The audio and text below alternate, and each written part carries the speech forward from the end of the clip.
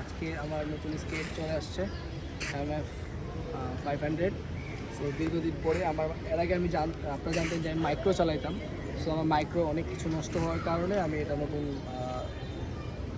নিয়ে আসলাম। তো MF 500 এর আর কি বলবো, সবাই তো জানেন, এটা রিভিউ আগেও দিচ্ছি। সো এই স্কেটটা খুবই ভালো, তো দারুণ একটা স্কেট, কালার কম্বিনেশনটাও জোর। আমি যেহেতু বল খেলি, আমার জন্য এটা পারফেক্ট একটা স্কেট। এই জন্য আমি 4 হুইল করছি, আবার যখন স্পিড করব সেক্ষেত্রে আমি এটাতে আবার 3 হুইল মডিফাই করে নেব। সো এই তো 500।